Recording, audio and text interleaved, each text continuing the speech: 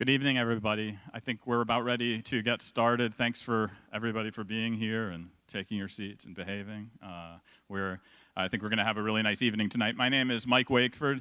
I am a faculty member in the Division of Liberal Arts here at the UNC School of the Arts. I also happen to be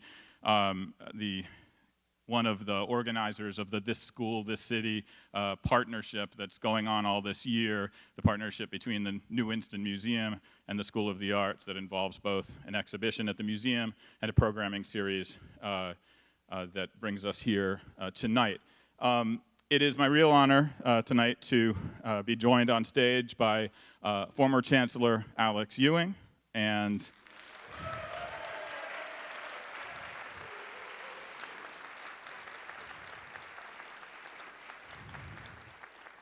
current Chancellor Lindsay Bierman.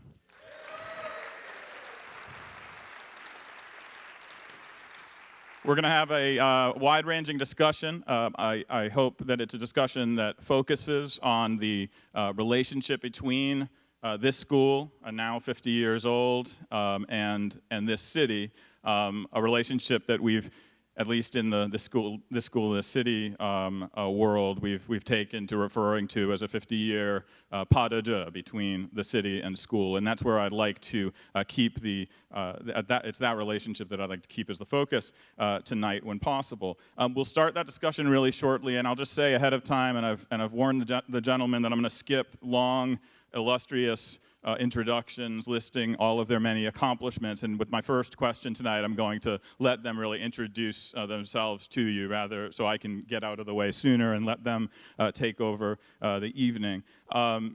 I do want to let you know now that as the evening progresses and our discussion comes to a close, or we're forced to bring it to a close, we're going to leave time for a Q&A. So if questions and comments are bubbling to the surface as we talk, know that you'll have an opportunity to share those later. I want to just, before we start, just make a few thank yous. At UNCSA, I want to make a special thank you to Jim DeCristo and Elaine Pruitt, co-chairs of the 50th Anniversary Committee. I think they're both in the room tonight.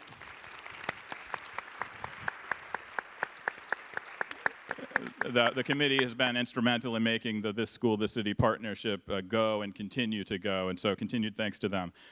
Especially to the Giannini Society tonight for sort of partnering and sort of enfolding into this effort and making tonight an extra special. We had a Giannini event prior to this, and it just makes the whole night feel even fuller and happier. At Advancement, I just want to thank the whole Advancement staff for helping put this together, particularly Amy Werner, who's been the point person on all of the details, and so far things have gone off without a hitch, and now it's just up to us to make sure it continues to do so. Of course, the Keenan Institute of the Arts and Executive Director Corey Madden deserve our ongoing thanks for their support of this school, this city, and for our school in general.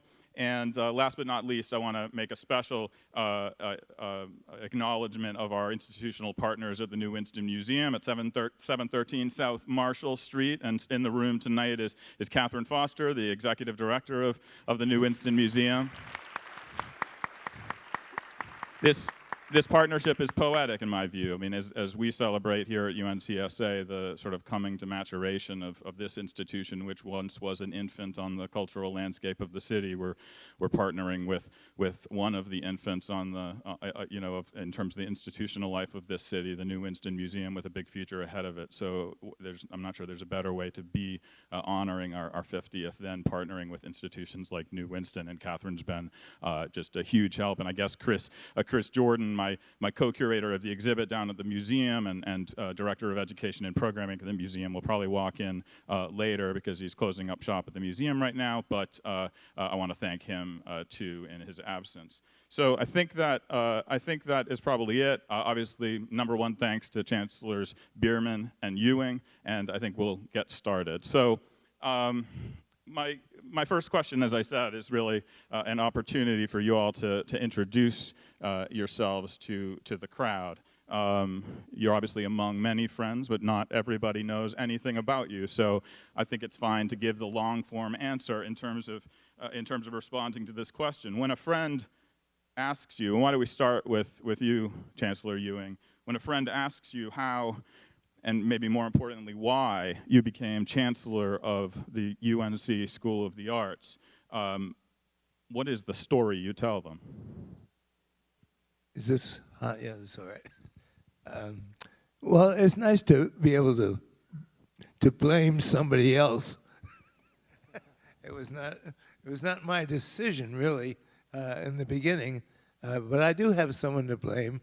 I think I'll blame Bobby Lindgren, because he and I were very close friends, and we were on the National Endowment in Washington panel for dance, and he kept talking to me about this school in North Carolina, and that I had to come down and I had to visit it and see him and all that, and I didn't know what he was talking about. And the other person that I can blame that I didn't know what she was talking about was Agnes DeMille. And she said, oh, you have to come down and see the dance in North Carolina. And I said, this should not be on the record. I said, what dance in North Carolina? I mean, I was all tuned with New York and Chicago and Los Angeles, and I didn't know. But anyway, I can blame those two people that ahead of time had warned me that this was where I ought to pay special attention to. And then I think the other good friend I had, and I don't know how it started, but she was a dear friend always, was Mary Siemens. So I think it was Mary Siemens and Bobby Lindgren that you have to blame, and they're not with us right now, although they're in my heart. So that's the story I tell. And can you just add to that then, sort of when did you start making first contact with the school? Because it preceded your chancellorship. Oh yeah, no, I was here for 3 years before I became chancellor as the chairman of the Board of Visitors, because it had been Roger Stevens, and he backed out, and so they made me chairman of the Board of Visitors. That was not a very long visit from time to time, because the current chancellor at that time was very nervous about anybody coming on campus and taking a meeting. So I'd come in, and as soon as I had started the meeting for the Board of Visitors, she took over, and I was told it'd be fine whenever I got out of there. But I did come down for 3 years, and I got to know the people behind the scenes, some wonderful people, and particularly Bill Tribby, I think, who always had me in. He was in the room tonight. Is Bill Tribby here? Oh, yeah. So I think I can blame those people, and I hope that they can survive it. My story is unexpected, I suppose. I started my career as an architect in New York with a firm, Robert A.M. Stern Architects. And when I was in the office at that time, we had projects all over the world. And one of the buildings I worked on, one of the first buildings I worked on, was the Disney Animation Building, which you can see if you've been on the 405 in LA. It's the building that has the sorcerer's hat. It's pretty iconic in Los Angeles. And I also worked on Michael Eisner's house in Colorado. I think I picked a caribou horn chandelier for his living room or something.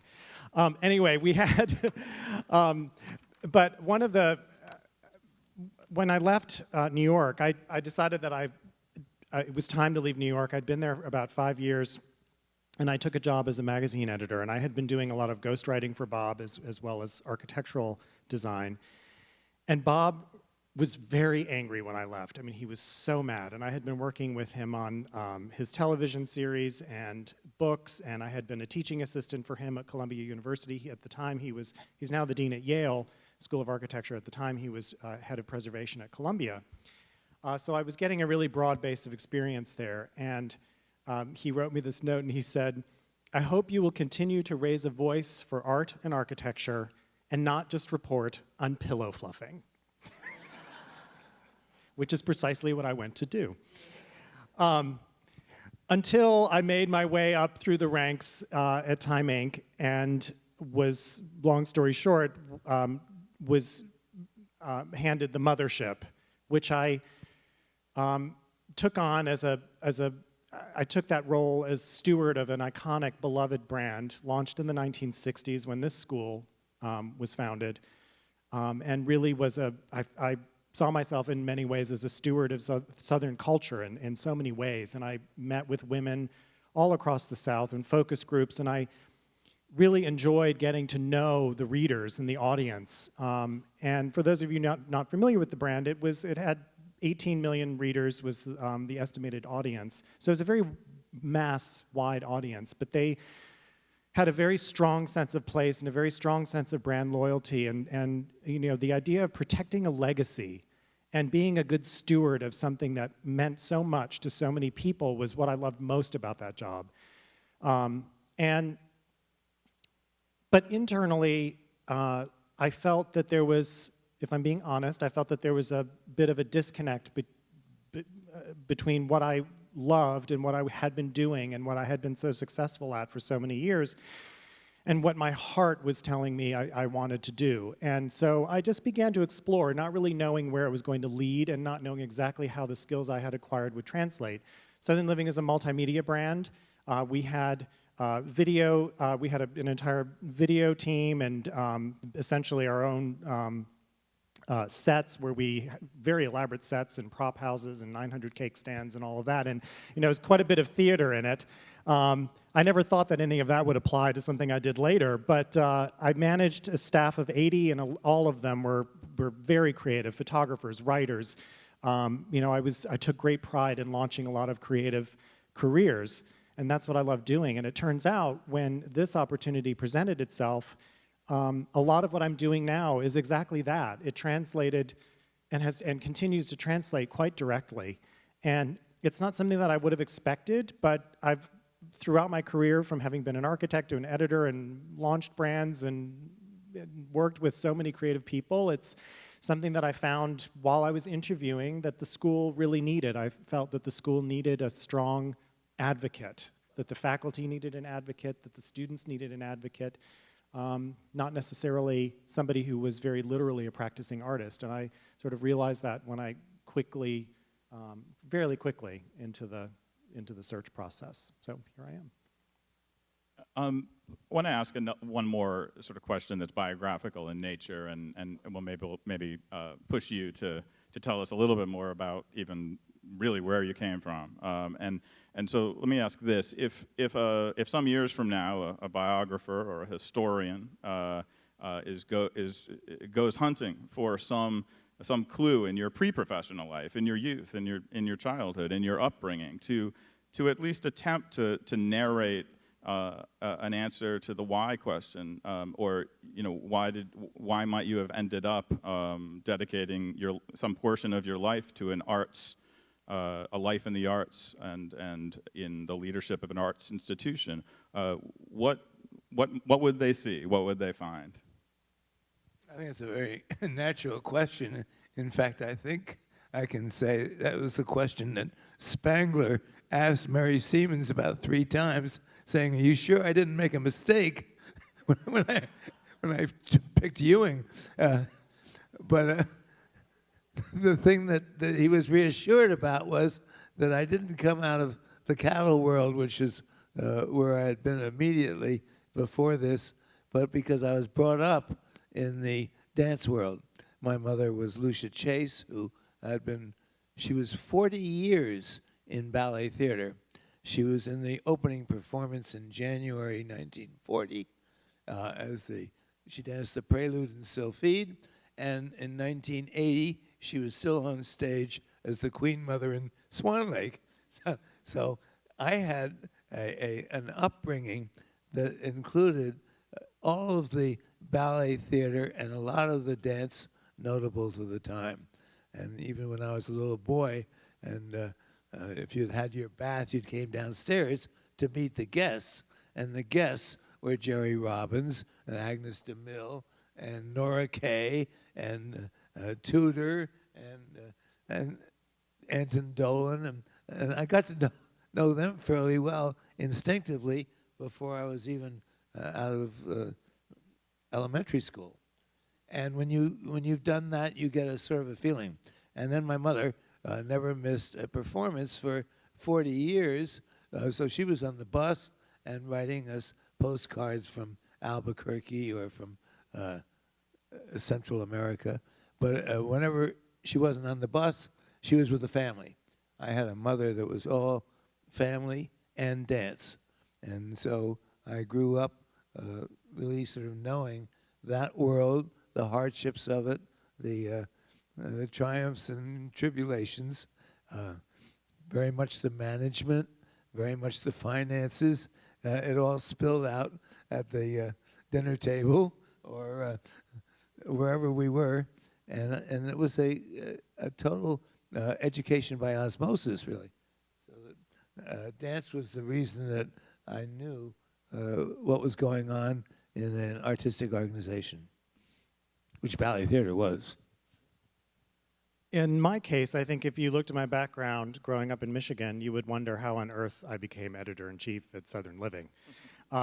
It was, it was as a child, I was an only child, and so I spent a lot of time drawing and building things, and I always had an artistic temperament.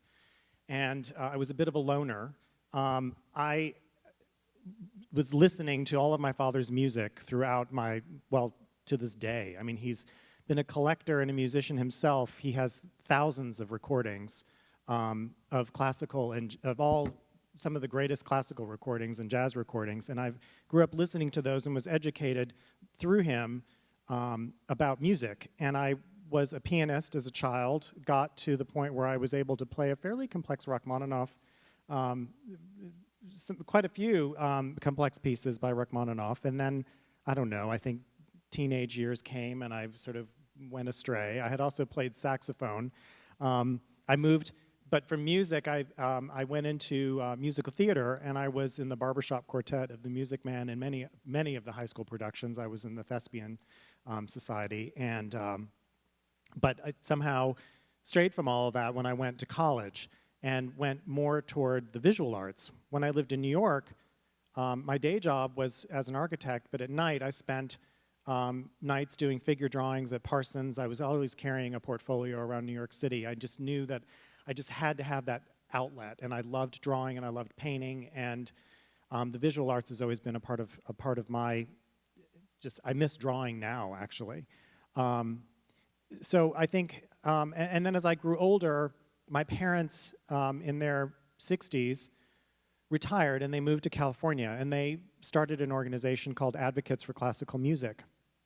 And it's something that over the years it's a very small volunteer group that is dedicated to, that goes into the schools, into the public schools in Southern California and teaches basic music appreciation to young school children. And my father was playing the saxophone and teaching kids about jazz music. These are kids who were very considered at-risk youth. They had to go through security checks to even leave where they were being schooled. I think that very, very sensitive situation. But my parents really believe in the power of music to heal and to teach and to set kids like that free in many ways, spiritually, emotionally. So all of that has been very powerful for me, and that was really a driver for me to move in this direction. And that's why I think I started to feel the disconnect in what I was doing, and I feel here, I feel very much at home, like it's what I was meant to be doing. Great, thank you. So I want to move to questions that perhaps bring our focus to the city of Winston-Salem. And there, I'll start with Chancellor Bierman, and then I'll ask a similar question to Chancellor Ewing. But I'm curious about whether, I guess the basic nature of the question is what kind of early contact before becoming chancellor did you have with the city of Winston-Salem? And Chancellor Bierman, in your case, I'm particularly curious as a student of Southern culture in your editorial role over a number of years. Was Winston-Salem a city that had ever crossed your desk as an editor, and had you developed an impression of the city through that lens? Honestly, no. I was very interested in North Carolina. As an editor, one of the, or as a candidate for this position, one of the things that really interested me about Carolina was the creative economy here, because I was very aware of all of the young artisans and that culture. We had published stories years ago on Penland, and so I was aware of Penland and all of the artists that had come out of Penland. So I was very much aware of that, and as an editor, I always wanted to support young entrepreneurs. So I was always looking for ways. People may not realize, but Southern Living had 10 regional editions, so not every issue of the magazine was the same, depending on where you live. And so I tried through those regional editions to really promote the work of young artists, young entrepreneurs, people who are trying to launch their own businesses. That's something that's always been very important to me. Winston-Salem was just not on my radar, though. It was a pleasant surprise when I got here. You know, I didn't have any preconceived notions about it. I didn't think of it. I just didn't. It was, and I hate that about it. Well, so it does strike me that regardless of whether you had a preconceived conceptions, it does strike me, and this may be a mistake on my part, but you spent a large chunk of your life in Birmingham, Alabama, which obviously, like Winston-Salem, occupies a really important place in the history of the industrializing New South. In some superficial way, I'll venture out on a limb and say there's something similar about the profile of those cities. I suspect some of the same they're facing some of the same challenges here at the tail end at the very beginning of the 21st century and tail end of the 20th. Have you, in your short time here, developed any sense of comparison between a city like Birmingham and Winston-Salem, and are there any kind of comparisons that you would want to share with us? I think Winston-Salem, one of the things I love about Winston-Salem, it was a very easy transition from Birmingham here. The cities are similar in scale. They do have, as you said, they face similar challenges. They had, in Birmingham, it was the steel industry, and it has since been replaced primarily through medical, through the medical industry and UAB in Birmingham. But I don't think that Birmingham has as strong of a sense of identity as Winston-Salem does. I think we have some work to do at the School of the Arts to help Winston-Salem live up to its adopted tagline that the City Council adopted last spring, City of Arts and Innovation, because I think we need more arts and more innovation. I think more innovation in the arts. Wake Forest, I think, has done an extraordinary job in the innovation quarter. I think we need to do our part to live up to the arts part of that city's slogan. But I think that as a filter, as a guiding principle, it's a very strong idea. It makes a lot of sense. It leverages the assets that are already here and the organizations that are already here. And so that's where I hope that the School of the Arts can kind of lead the city in that direction and partner with the city and the organizations. Well, and I definitely want to talk about that later, and obviously many of the folks in the room have probably read the op-ed that you had in the Winston-Salem Journal over the weekend, which timed perfectly with this event. Chancellor Ewing, you've obviously already told us that as a son of a dance grade and growing up in New York City, you were not aware of Winston-Salem as a cultural mecca growing up. But you did have a little time here to get to know the city before you became chancellor. Can you share with us sort of the early impressions of Winston-Salem that you developed in the mid-'80s? Yeah, I did have a little bit of a connection because my family were friends of the Hayneses, and so that's a clear line right into Winston-Salem, into its heart and its history. So I knew that much about Winston-Salem. And when I first came here before the chancellor position, I got an impression of this city, not just of the family that we knew, the Haynes family, but of 3 or 4 other very prominent families, the Grays and the Davises. And I thought this is a interesting, closely knit, a very traditional, and I may not have been fair to Winston-Salem, but I thought of it as something that was quite conservative and quite a place that people put their homes and families first of all. I'd come out of New York, which was a huge metropolis the other way, and Millbrook, New York, which is a very small little village. So I'd never had the experience of 140,000 people or something.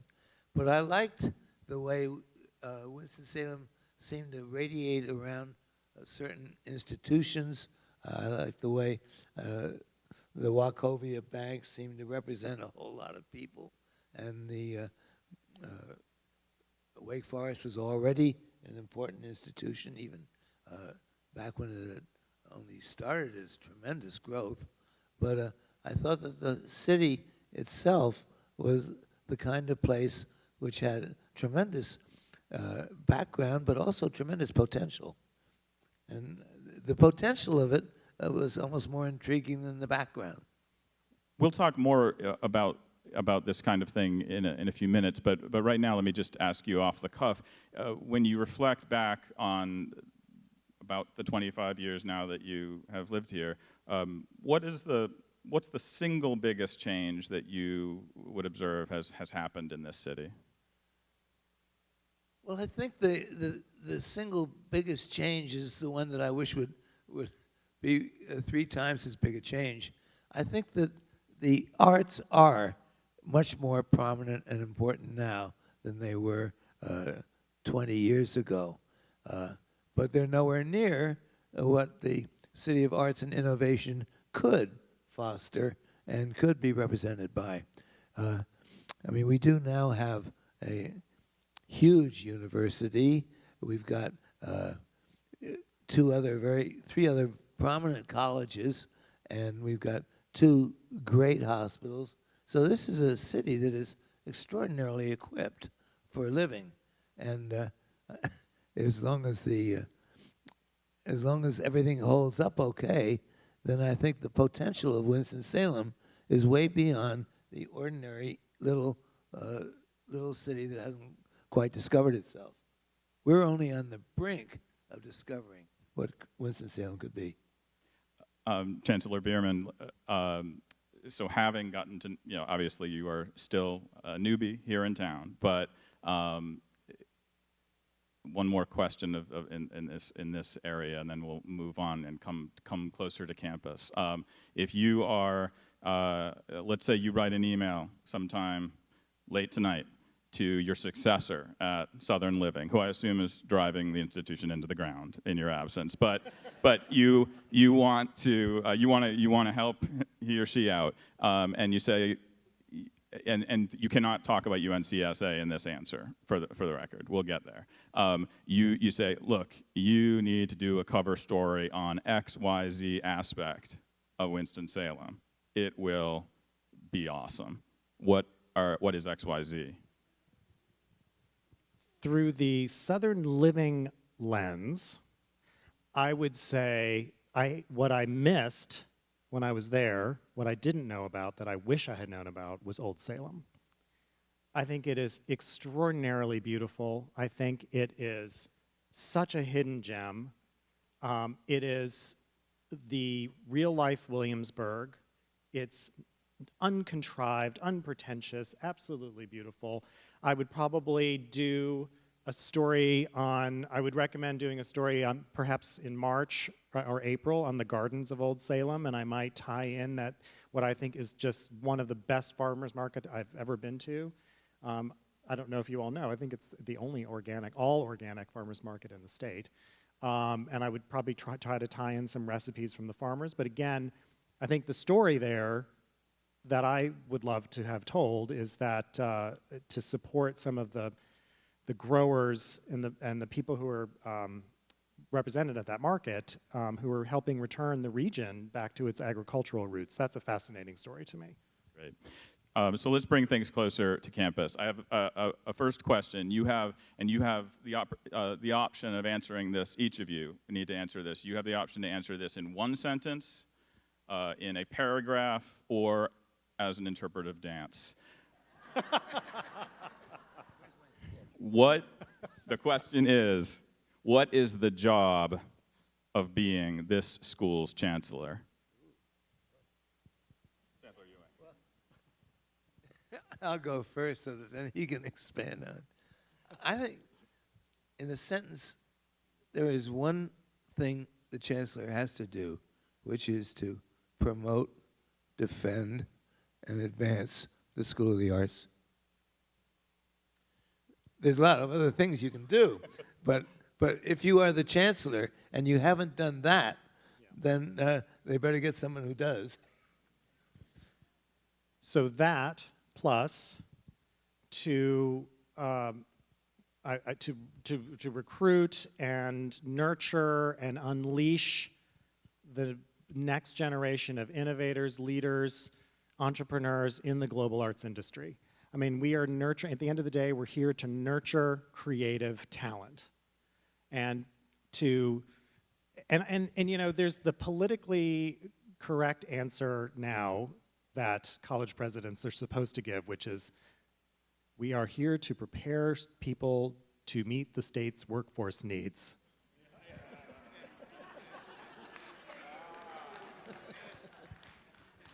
Duh, we're preparing people for jobs. Of course we are. That's what we do at a conservatory, actually. You know, we've got top professionals from their fields coming to Winston-Salem to teach people to learn by doing. That's what they do. They're ready to go into the workforce. So we've got that going for us. But to me, we're here to help people lead fulfilling lives and careers beyond this place. You know, I want to create a well-rounded artist and citizen and somebody who's going to be engaged and, you know, engaged and curious and excited about seeing things in the world and to cultivate deeper forms of perception. I don't want to just create robots. Wow. Yeah.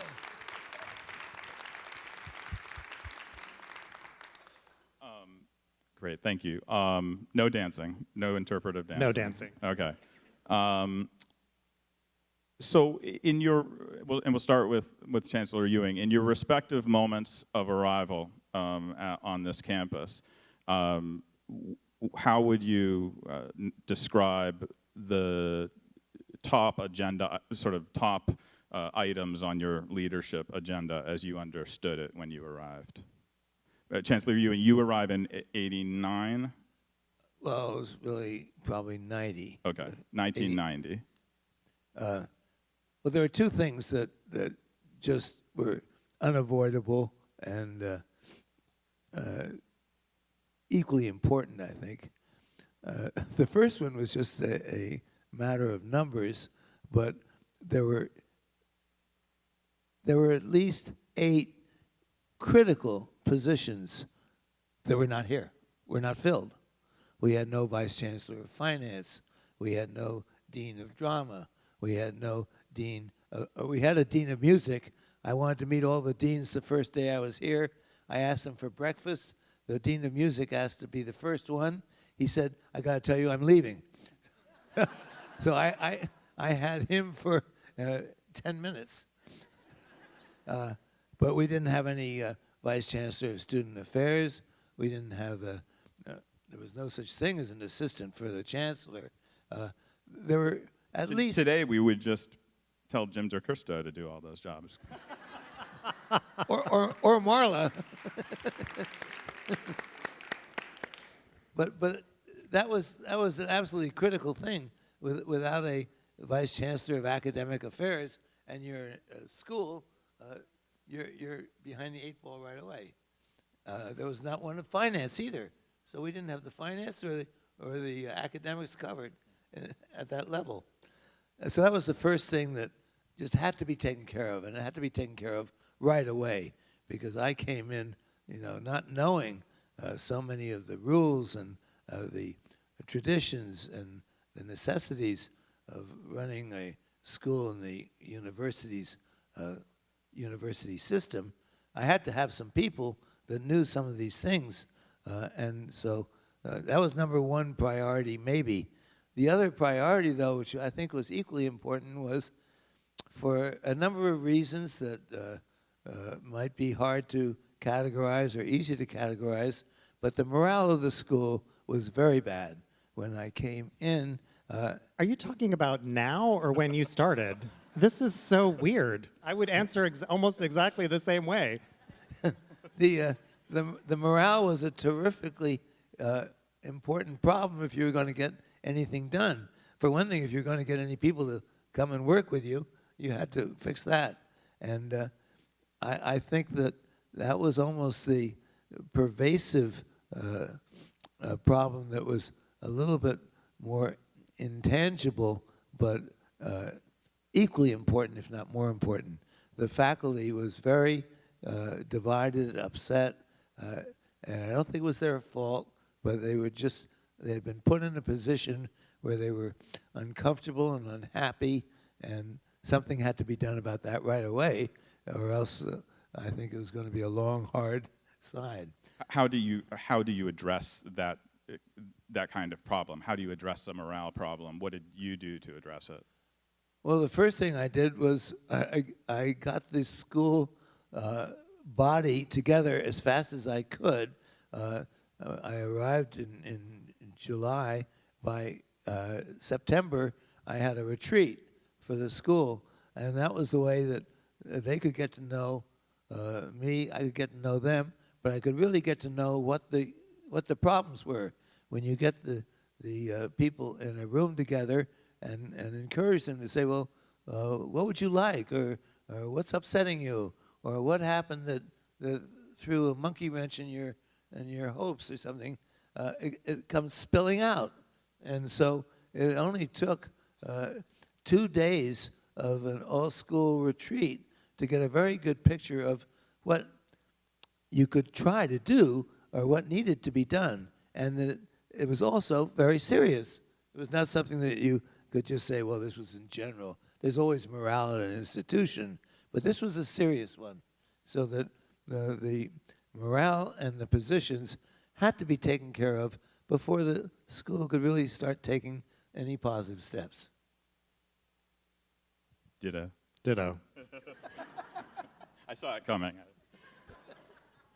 I would say similar to what Alex was facing. My main goal was to stabilize the administration. It is to stabilize the administration and to organize the administration in a way that it could operate more effectively and efficiently. And so I have made some changes that I think will put us in the right direction. There's been a lot of turnover in really critical areas like advancement, and there's just been this revolving door of chancellors, and I mean it's been hard, I think, for the institution to focus on strategic priorities when you're constantly having to recover from constantly changing leadership. Fortunately, I have a lot of experience in dealing with constant changes of leadership. So in my old company, since 2008, I think I had 8 senior executive vice presidents and 4 corporate CEOs that I worked for. And so I was quite used to and comfortable with that kind of change. So I think that I'm able to kind of help manage some of that here and help establish a cabinet that really leads by example and can set the example for the entire campus. And that's something that we need to work on, and some priorities of mine just in that having to do with leadership development and career development from within. You know, I have big dreams about having ongoing career development, which is something entirely new here. I mean, people don't get feedback about the work that they're doing. They don't have clear goals. They don't have clear path for advancement either to other departments in the institution or to other institutions in the UNC system. So I think that all of that is very important to improve morale. And I think similarly, you know, they're just well-publicized salary inequities that we need to address. And so all of that was fairly alarming when I first arrived. It's great we should just take this opportunity tonight to point out that in terms of the cause of filling and staffing up advancement, our new Chief Advancement Officer, Ed Lewis, is in the house tonight. So if you haven't met him already, there he is. Thank you.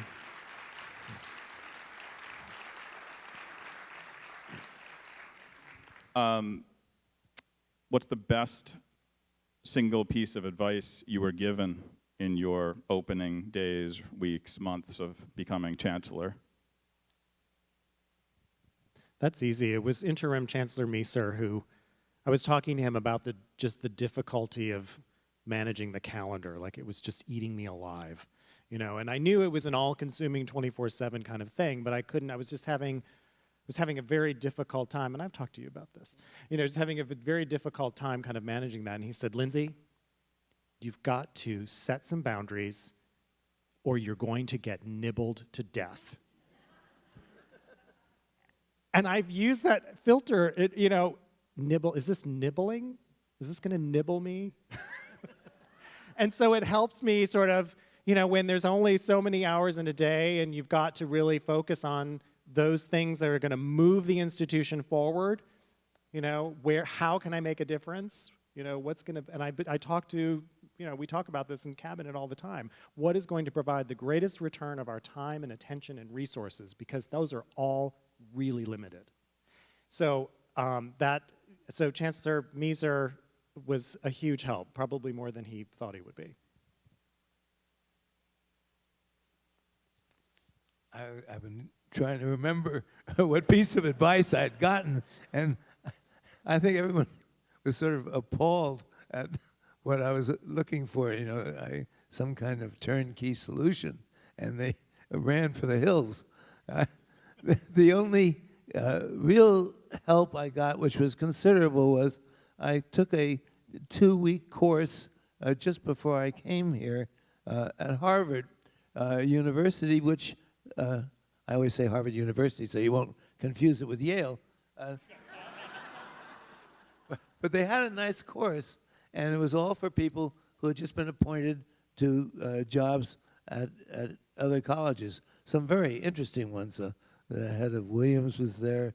The head of there were 2 or 3 colleges that I went on to keep in touch with the chairman of them, and that was very helpful because for 2 weeks we were just talking about potential problems, potential solutions, histories, and it was all new to me because it was not in my dance background and it was not in my raising cattle background, although they both had a lot of problems. But this probably the best advice I got was, if I do say so, from Harvard. I think when we've spoken before, you've also mentioned a piece of advice that was, I'll miss the details, but somebody told you there were basically 3 places that you could be, and does that? Oh yeah, no. Well, I discovered, if they didn't tell me, there are 3 places that a chancellor has to be at all times. Besides, right here tonight, you have to be on campus, and you have to be in Durham or in Chapel Hill, because that's where the university is run from, and you have to be in Raleigh, because that's where the General Assembly is. Those places all determine your history, and there's your future, and there's also the country out there where there's all sorts of interesting possibilities of fundraising, of artistic guests coming to you, things that you want to see or talk about. So you can't be all around the country. That's one thing for sure. You can't be in Raleigh part of the time because the assembly's not even in existence. And in general administration, they told you when to be there and when not to be there. And on campus, you always had to be. So I don't know what kind of advice to give someone, but I know that with me, the most important thing was from the inside out, and that was the campus. I want to especially give Chancellor Ewing a moment to talk about the film school. When one chronicles the major changes to this institution during your tenure, obviously the creation of the School of Filmmaking is high on that list. Could you tell us a little bit about the origin of the idea, and and give us some insight into who and what really made it come to be? the idea was not really new. I think it was first proposed a year after Giannini came here, or even before he came here. It was in '64. Somebody had mentioned a film school, but then it didn't seem to have any kind of prominence or any kind of immediacy until when I was here. It was plainly obvious that it was something that had to be done because the biggest employer of our graduates, the biggest outlet for the young professional looking for a job in many areas of the arts was film and TV. And we didn't really touch that. And we were doing the kind of training that those people should have had, but not the specific training that would net them jobs and offers in the biggest employer in the country. In fact, if you took away food, it's probably the biggest export that the United States has, or its films and its television, and we weren't touching it. So that was just an immediate allure and possibility. It was a complicated one because I knew nothing about how you start a film school. And in desperation, I went to John Ely because he seemed to have been around longer than anybody. And he said, oh, yes, what you want to do is you want to call Borden Mace. Well, Borden Mace was just a name to me. I didn't know it. And nobody else in my office knew about Borden Mace either. But he was an extraordinary man who had worked during World War II on the films about the military services overseas and the fighting. And he'd also started the High School of Math and Science. So I sent him an email saying, I don't know if you can help me, but I need a little bit of help on how do you start a film school. And I immediately got back I told him just a little bit that we don't have any money, and we also don't have any people or any permission to do it. And so I got back a long, I'm sure it's in the archive. If it's not, I've got a copy of it. A long word from him that he was the man that could do it, and he was the man that would do it, and that he would have a final report from, this was in, I think it was probably September, October at the latest. He said he'd have a final report of a recommendation by November if I would ask him to come in. So in came this little elderly, very elderly, he must have been almost in his 80s, man, who immediately took over the office. The next day I tried to find my secretary to do something, and she wasn't there. So then I called down to development about, can someone help me? No, nobody could help because Borden Mace had all the women out for lunch. That was the way he operated. He was an extraordinary man. He also told me that he loved parties and people, and if he was ever at a party, he'd end up at midnight walking down the stairs on his hands. That was Borden Mace, and he was that way right up until about a month ago when he died. Borden Mace was an extraordinary, exciting, funny, lovable man who knew a lot of people. So he put together, really, the committee that started giving us very careful, precise, professional advice. We had an extraordinary committee. Gene Furstenberg was the head of, in California, of the WFIA, I guess. And then we had a lot of people from New York that were on the QXR television series.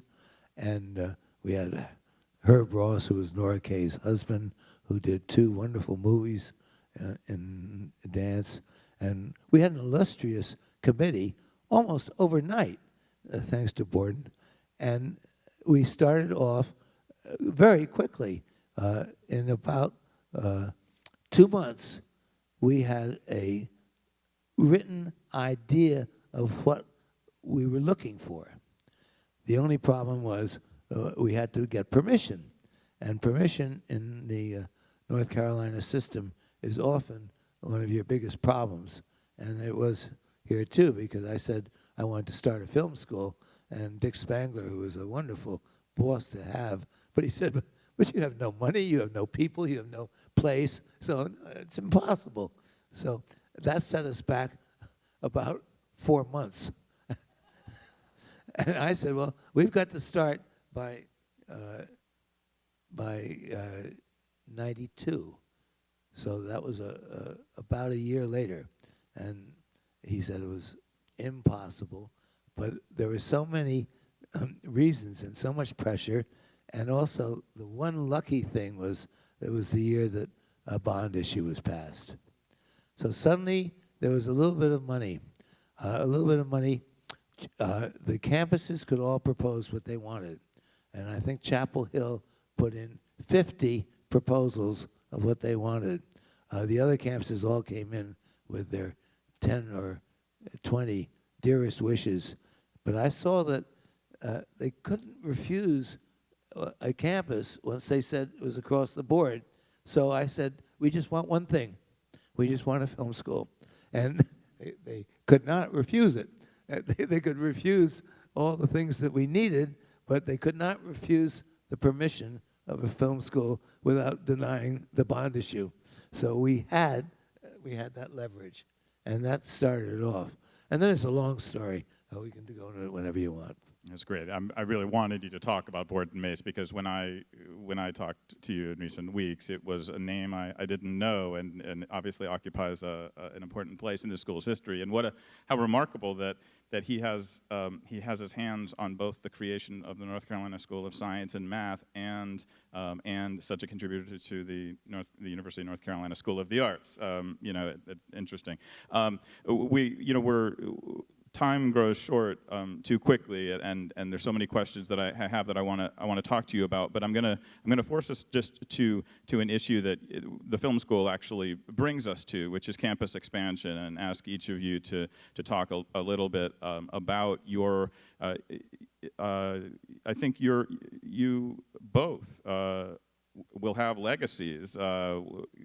As a chancellor who oversaw significant campus expansion. It's not just the film school in Chancellor Ewing's case, it's also sort of the transformation of the Waughtown Street area.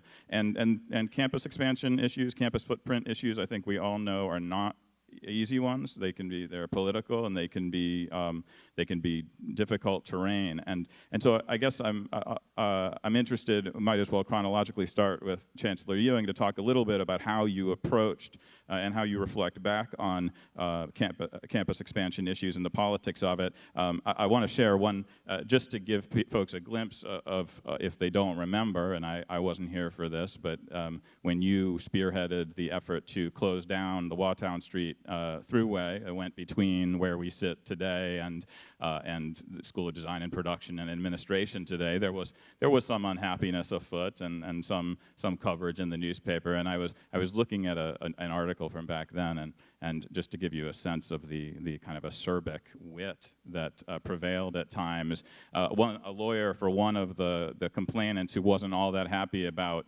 what this might do to some lingering local businesses retorted when he heard that the school was worried about students being hit by cars as they raced through the Waughtown Street area. He said, "The fact is, these are not children crossing the street. If the School of the Arts has a problem with that, I'm sure they could take a look at their curriculum and put in a refresher course." Yes. So this wasn't always easy. Can you just say a little bit about your reflection back on campus expansion? Well, it was the other thing that really struck me completely after the lack of positions and the morale problem. The campus had never been really developed at all. We had inherited a number of buildings, starting with the old Gray High School, and then anything else. Even the film school was coming out of a diaper factory, and the D&P came out of a truck warehouse, and nothing had ever been planned and put together in a coherent fashion. And besides that, it was ugly and it was dangerous. The focal point at the campus was down right at the base where it is now the Student Activities Building. That's where the taxis and traffic came. And so the center of your campus was just a parking lot for transits. And the entrance, as you mentioned, is very dangerous. We had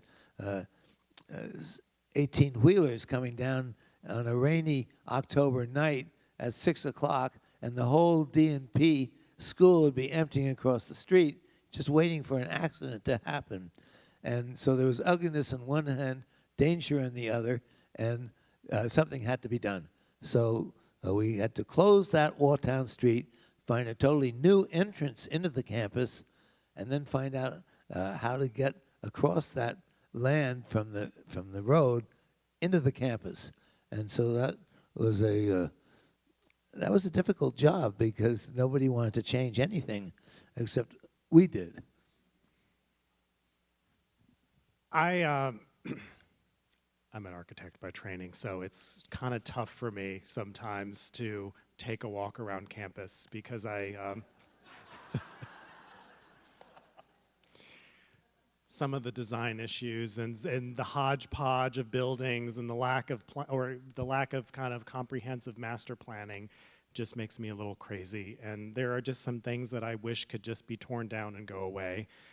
But we don't have any money, we don't have people, we don't have permission, and I'm always told, well, state construction won't let you do this, or you have to get an RFP for this, and everything takes forever, So I'm gonna try to get past all of that and just move forward on a comprehensive master plan that incorporates the Stevens Center as a part of the campus and looks at how the campus can actually enhance Washington Park as a distinct neighborhood with a sense of place.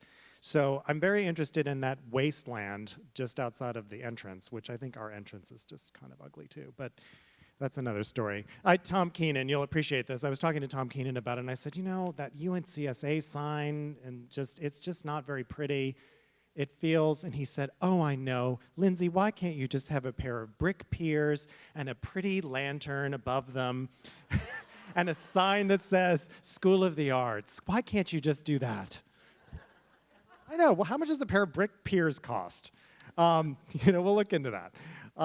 But I'm very interested in what was, I guess, a grocery store right across the street from our entrance, and the potential for that, what I'll call the South Main Street corridor, really could be. I think that we have done, to be honest, a poor job of relating what we do, the buildings that we've done, to the scale of Washington Park. I think that the film storage building, or the DMP storage building that is on Acadia, I think that was a missed opportunity to have some ground floor retail that would have brought some life to that street. So if I could do that over again, I would have done that. But I think that there's still an opportunity with some of the houses that are there that I think we could replace with better houses. And I'm not just saying academic facilities. I think that Corey Madden and I have been talking about this idea, this movement called creative placemaking. I made reference to it in my op-ed piece. And the idea of creative placemaking is to create a community that is really arts-based. And I've been thinking about the idea, and like Alex, I'm just at the beginning stages. I have no idea how to make this happen, but I want to figure something out. I mean, I'd like to study the feasibility of it. But to create an arts-based, lifelong learning community where people could come to North Carolina, retire here. It's such an affordable place to live. It's such a manageable city. I think it will fill a void for boomers who are retiring in droves. I think that there's going to be a huge void in that market for places to retire that are for active retirees, near college campuses, active, vibrant communities. So I would love to explore the opportunity for those facilities. And then I think as the Stevens Center, one of the colleges that I look at as a model for development is Savannah College of Art and Design. I think SCAD has done a really wonderful job of integrating its facilities throughout the city. So you can't really, the city of Savannah, with all of its charm and character, is really intertwined with the Savannah College of Art and Design. And I would love for the Stevens Center to house some of our academic programs, whatever those may be, as we grow. And those are some of the things I'm looking at now. I'm going to rely on the audience as we turn to a Q&A segment to continue to provoke this discussion forward, and these to quote something I like that Corey Madden says frequently, kind of to provoke the kind of blue sky thinking out in the remainder of our time. One comment. It strikes me as I listen to you talk about your urban vision. It strikes me that it makes something else make sense about your path here, because you are clearly the architectural and intellectual descendant of your mentor, of Robert Stern, right, who is known, of course, as one of the fathers of the new urbanist movement, and the language you're speaking about scale and human scale and a multi-purpose use and pedestrian friendly neighborhoods. I mean, this is the new urbanist vision. So it adds a narrative that makes sense. So we'll see what happens. I think it is a great time to turn to the audience and take some questions and comments. I think we have a fourth microphone in the house that we can turn on, and if you're kind enough to wait for somebody to jog a microphone or pass a microphone through the crowd to you, that's great. If not, I may resort to repeating the question back so that we have it for posterity's sake for the cameras and microphones. But I can see everybody, so if folks want to raise hands and pipe in, it would be great to hear from you.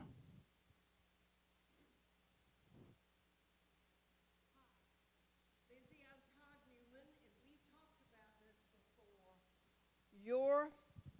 Your op-ed in the paper this weekend said it all. Thank you. And are we excited about your vision for STEAM instead of STEM? Putting the arts into STEAM is maybe one of the most important advocacy efforts that all of us in the arts can embrace. I've spent a lot of time advocating for public funding in the arts, and I see you as the leader in the city and in this nation of continuing to take this battle toward the A in STEM. I want to hear you talk about how all of us and the School of the Arts can take those steps forward, plus your leadership in this city to help us achieve that potential that both of you have excited us so much about. Thank you. I feel very passionately about this subject. One of the discussions we've been having on campus, and they've been really fascinating discussions as a part of the strategic planning process, is we started with the question of what does it mean to be a conservatory, because we sort of lost that idea when, with the introduction of the U, which I know that there's a group of alumni that hated that we went from being NCSA to UNCSA, because they felt, and to some extent rightly so, that we lost our identity. We became the small university. We stopped referring to it as a conservatory. We stopped referring to it as the School of the Arts. It became UNCSA. To me, that's very generic. It could be University of Southern Asheville. I mean, it takes for granted that people know what UNCSA means. And this is something that's important when you see it on UNC TV collaborates with UNCSA. You can't take for granted that people know what that means. We are the School of the Arts, and I think that I only want to see it referred to as School of the Arts. UNC is a global brand, so there are very distinct advantages to being associated with UNC, but I also don't want to lose sight of the fact that the conservatory model is something that is meaningful. It's our unique point of differentiation. It is something that I think is a case study for how the arts can create people, how it can create citizens who are capable of critical thinking and creative problem solving and all of the things that I mentioned in that op-ed piece. And I think I'm rambling a bit, so forgive me, but to get back to your question, I think it's really important for all of us to begin to reclaim the intrinsic value of the arts, not justifying funding for the arts because it improves children's math or reading scores. That's important, and it may or may not be true. I mean, there's been some debate about that subject, actually. I think it's really important, and I'll say it again, that we have to recognize and reclaim the intrinsic value of the arts. Why does that matter? So as I establish my voice as a leader in that discussion, you know, I'm very new into it, 5 months, and I'm trying to I'm thinking about the messaging, and one of the changes I made was to introduce a chief marketing officer to the organization and to trying to add some support to our marketing team so that we can work through some of these issues and come up with some of these talking points that the arts industry can use, and especially within the state. My deadline is May. I'm going to be speaking at Arts Day in Raleigh, and I believe there's several hundred nonprofits represented there, and so I hope to be able to rally the troops, because I think that there's just been, especially with some of the press that I read now today, it's very demoralizing at times, and it's hard to it's hard to sort of claim your worth when you can't sort of talk about it in dollars and cents. And so that's where we really have to make a difference, and that's where we have to, as Bob Stern said to me so many years ago, raise a voice. So I hope to be one of those voices, and you know, I think I'm still at the very beginning stages of developing that voice.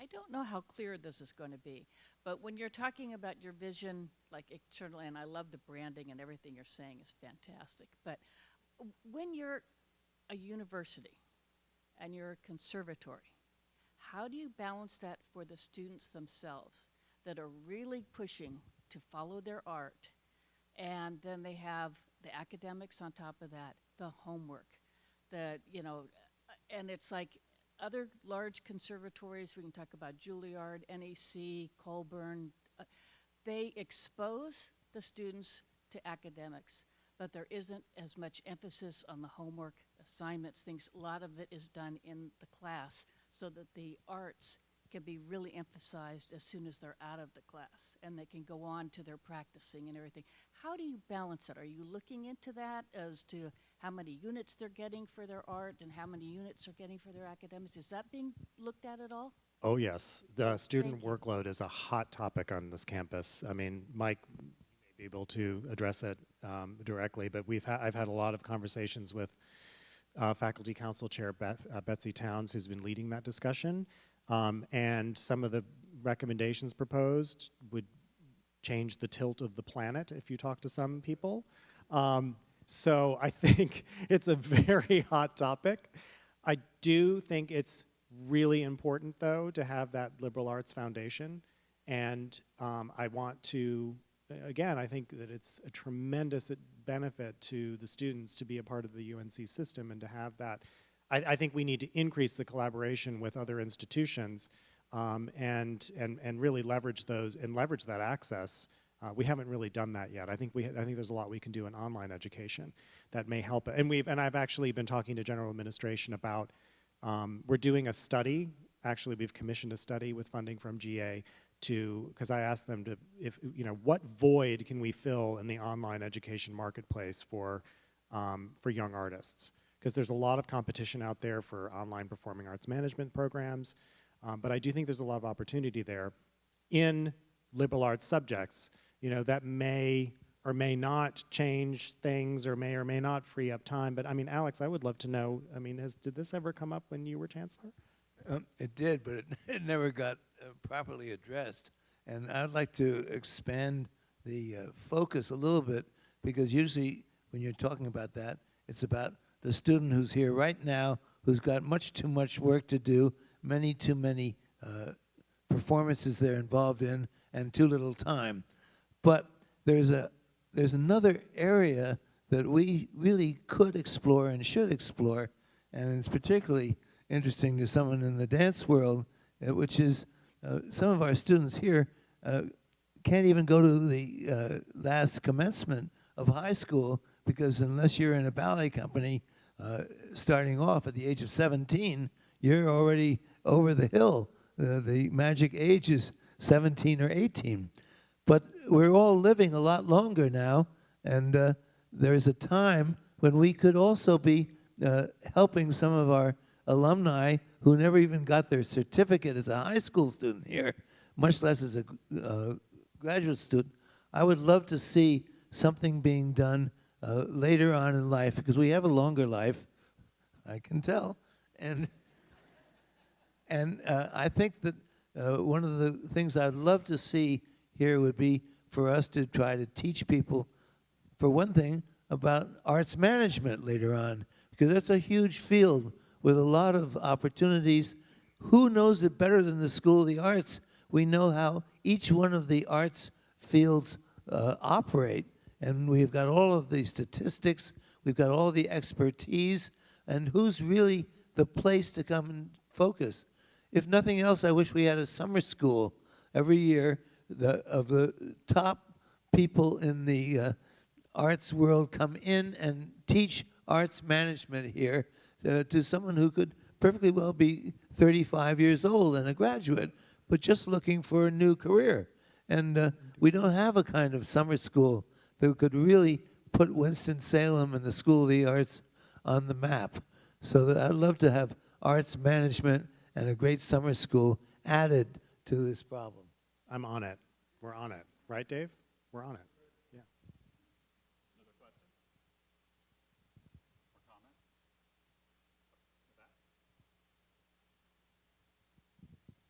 Hello, Alex. I would like to thank Chancellor Ewing for helping us found the first A-plus school in Winston-Salem and several other A-plus schools. Now Reynolds High School is also an A-plus school. And I would like to encourage Chancellor Bierman to pursue a relationship with the A-plus schools of North Carolina, a terribly innovative and forward-thinking group of people. We work with them regularly in the Davie County schools now. I've moved from Winston to Davie, so kind of took that relationship along with me. So I'm just wanting to thank you publicly, Alex, for helping us do that, and also to encourage Chancellor Bierman to get on board with A-plus schools. I look forward to it.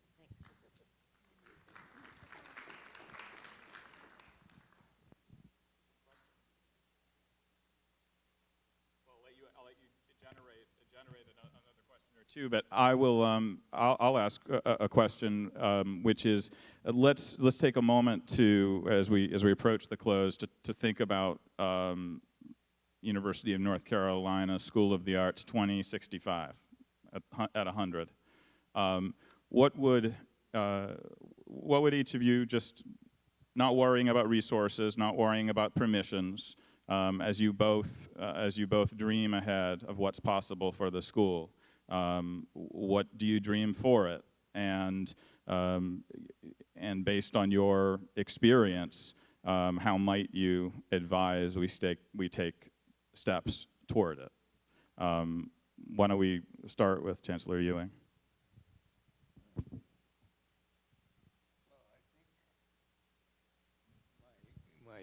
My dream or hope would be that the School of the Arts would finally become recognized and known for what it is.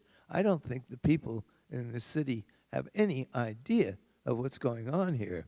If you really look at the School of the Arts and start analyzing that of its 5 schools, design and production is probably without question the best in the country. If you go to the dance world, I can say that there aren't 3 dance schools ahead of us. The School of American Ballet might be ahead of us. Maybe a couple of others might claim to be with us. But we've got one of the 4 best dance schools in the country. And when you take the drama school, I think they were just voted to be one of the 7 or 8 best in the world. And this is a little campus of 1,000 students in a little city where you've got the best production company, the 3rd best dance company, one of the 7 best in the world of drama, and now we've got a film school which is just coming along so fast. It's like a runaway express. People don't know that here. And if it's like that in 1965, I'd be very disappointed. But I think that the great challenge is to suddenly bring forth a recognition and a response to what this amazing little institution is, in which case it would flourish. All the things that we are hoping for would start coming in. We would get all the talented people, we would get the resources, and we would get the recognition, and we would get the jobs, all those things that now are just waiting to be recognized. And so I think that potential is really what I am dying to have realized. I would second all of that. I would also love to see the School of the Arts develop several industries locally so that people could return to Winston-Salem to work. I don't want to just be a school that exports students to Broadway or Hollywood. I do want to create opportunities right here at home in the city. I think we have a lot of really good ideas on the table for that. No money or permission, but we're working on that. Working to clear some of the roadblocks so that we can begin to study the feasibility of it. But what I'm talking about is not, what I'm talking about are new sources of revenue for the institution that will help sustain it for the next 50 years. That's something that's really critically important. Traditional fundraising is not going to get us where we need to be. I mean, we need to improve our traditional fundraising efforts. But it's really critical for our future, I think, to be much more entrepreneurial in our thinking and to be at the very leading edge of performance. And so we need to, I would like to be seen as a research institution. We've talked about opportunities to be a place where organizations like Cirque du Soleil can actually research through work that they're doing on, say, drones, which has been something that they've been experimenting with. You know, if an organization like Cirque could experiment with drones or whatever the latest technology is in their performance here with our facilities, we would create opportunities right here, a pipeline to Las Vegas or Montreal. But there's, I think, a lot of opportunities associated with every single school on this campus. And we've had a lot of really interesting discussions with the film school in particular as well. I think, you know, there's some opportunities to bring back film incentives in an interesting, in a new way, in ways that maybe haven't been discussed publicly. And I would love to. We're working on all that behind the scenes at the moment. Not quite ready to go into detail on anything, but. Well, I think time is drawing to a close. I want to do a couple more things. First, I want to just thank both of you again for being here and helping make this evening really special. I think this was a great conversation, and you know, in terms of you know, you're at the beginning part of of what a lot of us in this room hope is a great time of growth and agenda setting. The beginning of new trajectories that will go on even past whatever length of tenure you have here. So we're excited about that. And I want to say too to Chancellor Ewing, if I could, that I think you know this, but I want to say it to you on this stage. You know, as I've been lucky enough to be involved in the past year or two and learning about the school's history, researching it, contributing in some small way to the telling of its story. It just needs to be said that you're a figure who's, when your name comes up, smiles across people's faces, and that's not always true when chancellors' names get mentioned. So that's quite an accomplishment and a legacy itself, and we all thank you for the leadership you've shown and continue to show to this school and this city. One final thing I want to do before we say goodbye tonight is to invite Catherine Foster up to the stage, and she is going to give you a small token of appreciation for being here tonight. And what you have is a framed a framed copy of our beautiful exhibition poster. And let me just say a quick word about that. First of all, they're available for purchase outside as you exit tonight.